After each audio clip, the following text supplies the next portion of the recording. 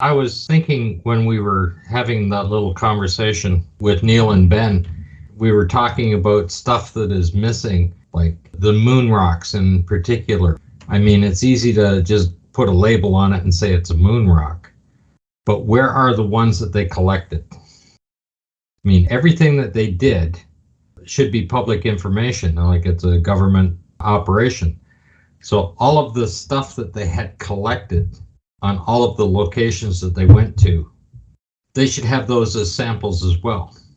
And when we were talking about the photographs and the cameras and everything else, there are officially in the articles, when they were in their training, they were sequestered. Like Apollo, I think 12 was sequestered 16 months. They were sequestered the longest. So how could they take the cameras home and practice with them, with their families, if they're sequestered, right? A little conflict of interest there, right? The ones they were using to practice at home were regular Hasselblad cameras that were supplied to NASA before the Apollo missions. The actual Lunar Hasselblad cameras were supplied later without a viewfinder. So they wouldn't have been very good for practicing with. No, it wouldn't serve them anything other than they'd learn the features of the camera, which wouldn't take very long. But then, where are all of those magazines? Yeah, good question. Where are they? All of their practice sessions. Yep. They had the cameras as listed. It's in the FINI file. They had the cameras, extra magazines, extra batteries. They had multiple rovers available for them to work with when they were doing that, extra backpacks. Where are their practice suits? Where are the practice PLSSs? Because they were not walking around to practice on Earth with a 180-pound suit and backpack on. Yep, they weren't. So where are those suits? Good question. I think they're on display. Well, in museums? Exactly. And I think the photographs are part of the official record. And I mean, we didn't see the magazines put together for 30 years. For the 30th anniversary, that's when they were uploaded online. They had all of that time to put together any number of magazines and put it just down as one. Yep. Hence Neil Armstrong's cryptic comment about removing one of Truth's protective layers. That was the 25th anniversary he did that, before they all got uploaded onto online. And that's why you see in the photographs a mock-up of the LEM, because that's not a real LEM. That's not a functioning anything. That's why Buzz Aldrin can be in the door frame, because there's actually no interior inside that craft. Yeah. And it wouldn't have had an engine or anything else there. And that's why the bell housing is just a piece of aluminum. It's not a real bell housing. You can see that. You can see that it's just curled up around the edge, and you can see the seams down on it. Okay, that's not a functional bell housing for an engine. The engine has the cooling coils and everything else in it. That's not in that photograph. That's just a mock-up. Where are all of the photographs from their practice? Well, let's hear from some of these Apollo proponents who support Apollo, support NASA, and think that we're all completely wrong. Answer those questions. We only ever ask questions. So you have the knowledge, apparently. You have the knowledge to support NASA. So answer our questions. Stop picking holes in a few silly arguments and answer some decent questions. That's all we ask. Where are those photographs? Where are the reels of film taken by the astronauts during their practice sessions? And the DAC cameras would be functional, recording it. The television cameras would be functional, which they would have recorded on the 16-millimeter film. All the practices in the simulators where they were filming them, where's all that? Exactly. Where is it? They were practicing the docking, undocking, and that's all photographed. Yeah. Where's all of that? Any pilot practicing in an aircraft simulator is filmed so you can be debriefed later.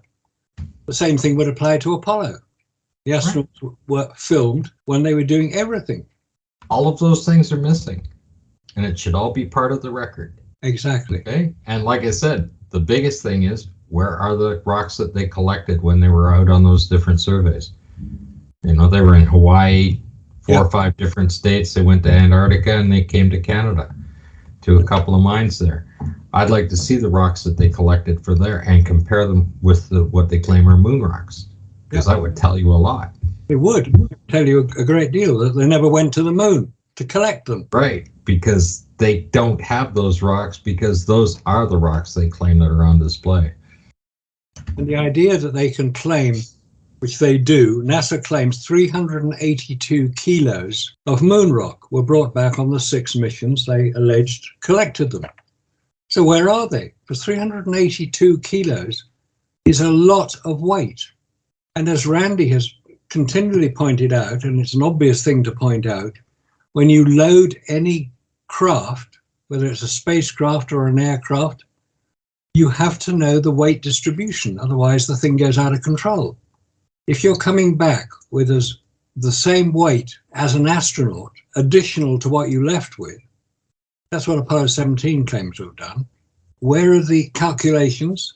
How is it calculated? How is the weight distributed within the spacecraft? That's quite critical. No, we're not told any of that. In fact, we have to believe what we're told by NASA. Now we go back to lifting off of the moon again. You're not on level ground.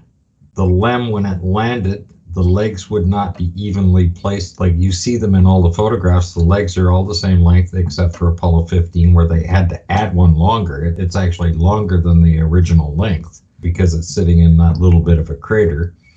You would have to land perfectly because each of the legs crush down and they're not spring loaded to come back. They're just aluminum honeycomb cylinders that crush down. And of course, they've updated it. They started out with 2 of them in there to crush down, and then they've made it 3. And they put little bushings in them as well, so that they don't cold weld themselves together while they're in flight. They've added a few things with, like, every time they update the legs, every leg would have to land equal amount of pressure coming onto it on an uneven surface, which is impossible. Each leg would fully compress at 3/4 of a G on impact. And even if you just set it down gently with no G-forces on the landing, it's still going to compress 10 inches on each leg. And you don't see that in the photographs. You're not seeing that there. So you add that, the blast crater, because there's no engine, because Buzz Aldrin's standing there because there's no console to run the engine. You know, I mean, those are part of what they were doing in practice. Yeah, exactly. Good point. So the suits you see them wearing there are their practice suits, because they couldn't possibly do that on Earth coming down that ladder with 180 pounds on them. Yeah, and you'd hear them, because if they were wearing their suits when they landed the craft, you would not hear anything except through the microphones. If they weren't wearing the suit, you would hear everything, because it is an atmosphere through which sound travels. So if sound didn't travel through the atmosphere because they were wearing their suits, explain, NASA proponents, how they controlled the craft wearing heavy-duty gardening gloves, hardly able to see much out of their helmet. They have to wear a helmet. You can't just wear half a spacesuit. You've got to wear the whole thing. The helmet, the gloves, the boots, you've got to wear everything. So if you don't hear external noise, you have to assume, because it's physics, this isn't any sort of conspiracy, you have to assume if you can't hear any external noise, that they're wearing their spacesuits when they landed the craft. And when you got a 10,000-pound thrust rocket just a few feet below you, attached to the descent module, it would vibrate through the whole craft. But you don't hear any of that. You hear Aldrin reading out figures, 2 down, 2.5, whatever.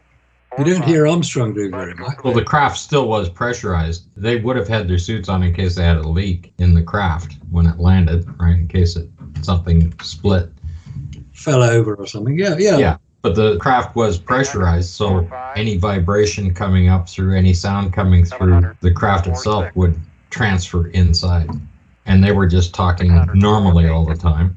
And then every time you hit a thruster, you're going to be jolted around because you're standing just with tethers on your waist and you're trying to operate a joystick at the same time. And Neil Armstrong did test that, and he couldn't operate the simulator standing every time it moved.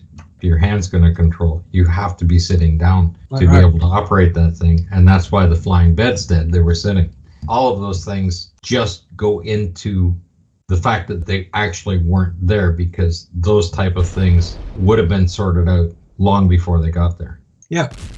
And you don't see any pilot of a commercial aircraft, or a military aircraft for that matter, standing up to fly it. He sits down for that reason. He'd be thrown around. Yeah, and taking off, they did set the fuel tanks up so that they were evenly dispersed weight-wise as they were being consumed. Yep, they did. But when you add a bunch of rocks in there, even when they're shifting around inside the craft on takeoff, because you only got little tiny retro rockets to adjust, they don't have a whole lot of thrust. There's no gimbal when they're taking off. There's no gimbal on that engine. It's just a straight thrust. And if you get jostled over to the side, you're going to affect the weight of the craft. And then when you try and adjust it, you're going to get thrown the other direction with the retros on there. And if you didn't have those rocks perfectly balanced in the center taking off, you couldn't just set them off on the side. You'd have to adjust for that. Yeah. You'd have to make sure the balance was correct. And then the timing. You have the CSM is orbiting. The timing that they had in the very short time that it's going to come into audio range for them to talk to the craft and decide to take off. And then they have to know how much they actually weigh and how much thrust there's going to be. And this is an engine that has never been fired before and built. They know it's 3,500 pounds for the ascent module, right? But what if it's not? What if they built it and it's off by 100 foot-pounds or whatever a thrust? It's not accurate. Well, they had built. Yeah. Then they got to know how much they weigh and how long it's going to take them to get up there to connect. And every time, because the moon is rotating a little bit as well, every time that CSM orbits, it's not going to be in the same spot. That's got to be calculated out, and you only got a couple of minutes before you launch to connect with them. And then they go out of audio range again for the next orbit. If the craft you're trying to connect with, the command module orbiting the moon, is flying at 6,000 miles an hour, you haven't got a big window in which to launch. You've got to get it spot on. Otherwise, you're not going to catch up because it's going to go so far ahead of you. What? They had 7 minutes and change of fuel that it took off to get up to 6,000 miles an hour off the surface. They're in audio range for 22 minutes per rotation. It's going around every hour. Yep. They had audio contact with the CSM for 22 minutes. That means that there's 11 minutes. It's going to be directly overhead. So you got 5 minutes when you start talking to them, whether it's a go or no go to lift off, to connect. You do, but we didn't hear any of that. There was no discussion about when to launch. It was just, oh, let's go. They'd be calling back to NASA asking the guys with their slide rules, that room full of 40 guys with slide rules, to do the calculations. Yeah, the trouble is it takes 2.5 seconds for the question to go to Houston and for the answer to come back. It'd be too late. Well, and then how long is it going to take for the guys with the slide rule to work out? They were all conferring on the calculations. And that's mentioned when they were doing adjustments on their flight, so-called. They're calling back with numbers from the sextant coming back, and the guys with the slide rules are doing the calculations, not a computer, to confirm those numbers. Exactly. And they'd have to do exactly the same thing on that launch. Once they get up there, they're out of fuel. Well, I think that's what Xavier Pascal, in his quite detailed articles on the Owlis website, demonstrated, that they didn't have enough fuel. They didn't do anything accurately enough. The computers weren't up to the job. And yet, miraculously, 6 missions landed, took off, connected with the command module, flew back to Earth, big heroes. That was the story NASA wanted. Anything outside that is not even discussed. And that's what the problem we've got now with the Apollo proponents who won't come on and discuss it with us face to face. And who replaced the SEALs? Don't forget, they already did a docking, undocking, to turn around and dock with the craft to get there. And now we're working with one-time use SEALs. Just like Bill Demos is going to tell you, right? Your copper SEALs. You're in a hard vacuum. You're not using rubber. No, you're not. And then when you're docking, you're going to have to be super gentle to get onto there, because if you bang that seal, just even a little impact, you're going to ruin the seal. And they got to put these two crafts back together again. And they did that every time, but nobody got out and replaced the seal. No. That should be part of the program. They landed on the moon, they open up the top hatch, and then replace the seal. Yeah, they should have done. They went up and took photographs up there, but they never replaced the seal. And there's no record of any seals, any additional seals being carried in the manifest. Nope. None at all. So they hadn't even thought of that. And that's the very critical part of the entire flight. Yeah, it's life and death. But if that seal doesn't work, you're toast. And they should have practiced that. Of course they should. And that's why we should see the video of them doing their docking, undocking procedure, probably done at Menlo Ham, at the hangar there. That should be all part of the records and the recordings that are in the tunnels there. It should be. All of that should be there, and see how many times they failed, how many times they were successful, how many times in the simulator they bumped in too hard and damaged the seals. All of that should be recorded. But it doesn't seem to have been recorded. It doesn't seem to be available to anybody to see. No. And all of the technical stuff that's not in the transcript, all of the conversations that they should be having, is just not there. These guys get into the spacecraft, they're going to take off. They're going to be talking to Houston. They're going to need an update on the actual orbital speed of the CSM and the tracking of it. They're going to need to know exactly where they are. They're going to have to refer back to the exact attitude that they are sitting on. At least estimate the weight of the rocks that they brought in, and then go through an entire countdown check.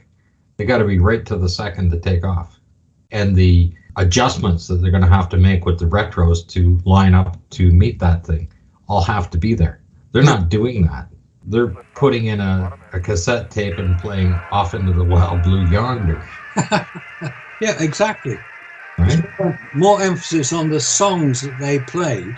Apollo 13, they're playing Aquarius. I mean, what are they playing at? Because any time that you fly on a commercial jet, the pilot goes through quite a long checklist before he can take off. And he has to confirm it with his co-pilot. Well, on Apollo, you had a pilot and a co-pilot, otherwise known as the lunar module pilot and the commander, in the case of Apollo 11. But there were no checklists that we've ever heard anybody reading through. You want to know that the door is sealed when you got back inside. After you pressurize it, you're going to make sure that the pressure is holding. That should be part of the conversation. Yeah, because if the pressure isn't holding, you're going to run out of oxygen very soon. And it's all leaking out. And those door seals are covered in dust. Yeah, They're not going to seal. You know there's going to be a certain amount of, I don't care if it's a slow leak or whatever, it's going to leak down. And that's going to limit the amount of time that they can actually sit there. Somebody's going to be doing an estimate saying, okay, you're losing this much pressure, you have this much oxygen to refill it and keep you there, and this is how much time you've got. All of that should be in the documentation. They should be asking how their condition are, because all of a sudden they dropped from a pressurized down to a very low pressure in their suits, back up to 5 psi. They should be suffering some kind of altitude sickness that should be discussed. Well, of course it should. Because 5 psi, or even less, which is what we're told the astronaut suits were pressurized at, is the same as the air pressure at the top of Mount Everest. Exactly. They took off at sea level to that, and within a few minutes, they had already dropped down to 5 psi. You can't just get dropped off on the top of Mount Everest and expect to survive very long. You can't even go up to Lake Titicaca in Peru and sit there and be there for the afternoon. Within a few hours, you're going to be suffering from altitude sickness. And that's only going up 12,000 feet. Yeah, you have to acclimatize to it. You have to acclimatize the body to that lower pressure. Right. And here they are going in a few minutes into space. By the time they cross the Kármán line, the spacecraft is going to be down to 5 psi. Or probably less. The Kármán line, named after Theodore von Kármán, a NASA engineer who decided to identify the location that space starts. And he chose a nice round number, 100 kilometers above the Earth's surface, 62 miles. In fact, space starts at 50 miles above the Earth's surface. And you can tell that because if you put an aircraft above 50 miles, it's got no control because there's nothing for the wings and the flaps to work against. I think that's at about 200,000 feet. They're already having that problem. Yeah, they are. Wings don't work at about 200,000 feet because Neil Armstrong did that in the X-15, right? He did, yeah. And he had trouble controlling his craft. Yeah, I mean, that makes sense that they would use something that they think would approximate to the surface of the moon to create a life-size version of the Sea of Tranquility. Mm-hmm. The Geological Survey laid it out, and then they blew all the craters. I mean, you've seen the film of it. It's very straightforward, but it's obviously at Cinder Lake.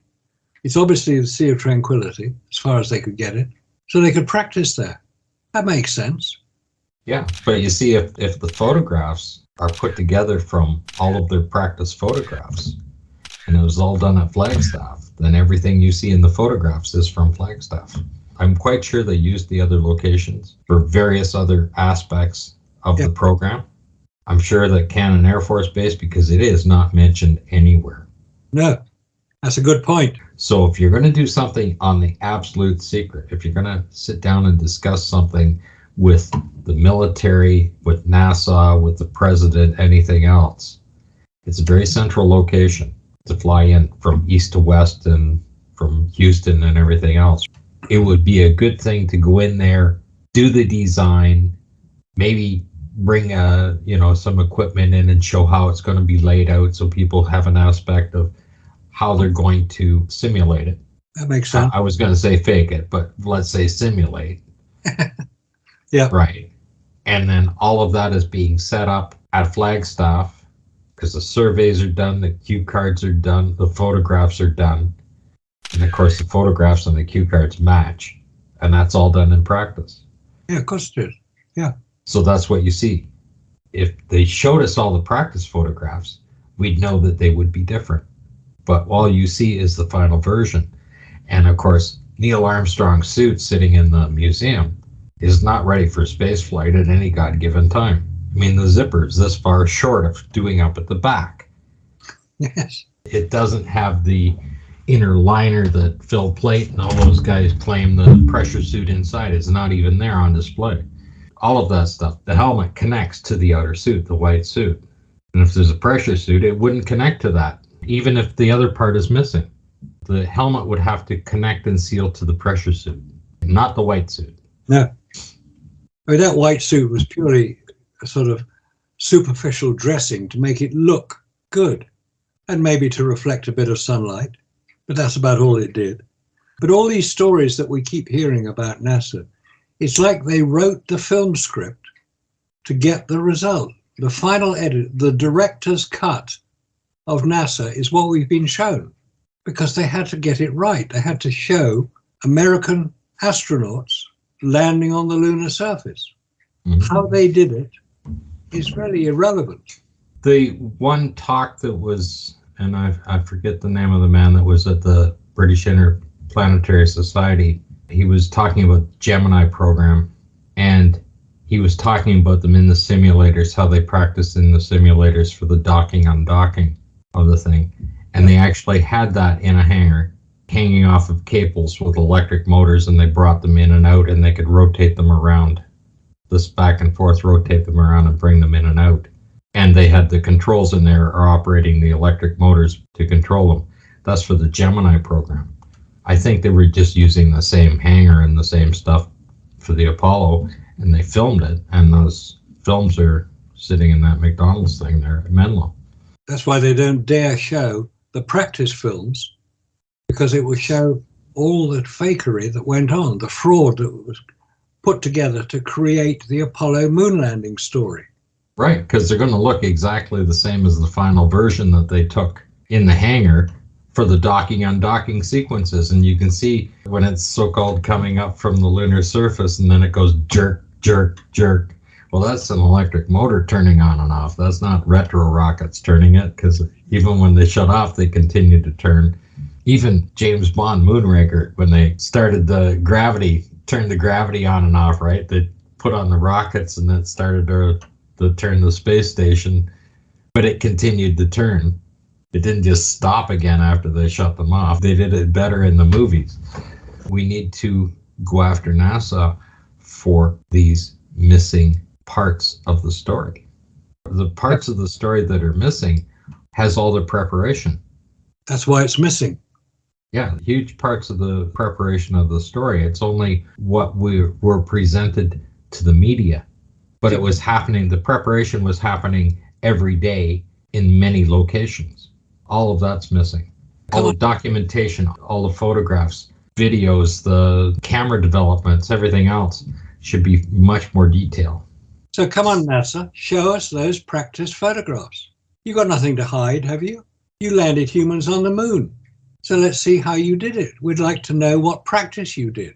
We'd like to know how you overcame the problems that we know exist, and you probably know exist anyway. And you're now going to return to the moon with the Artemis program? Oh, pity about your launch pad. You forgot the flame deflector, didn't you? You didn't put anything underneath the rocket and it destroyed the launch pad. The descent stage on the moon would be just as messed up, wouldn't it? Yeah, it would. I mean, imagine coming off of that and the blast is coming back and all of a sudden it's going to puncture through that, 3 layers of foil thickness of the shell? Come on. As it lands, it's still putting out quite a lot of thrust.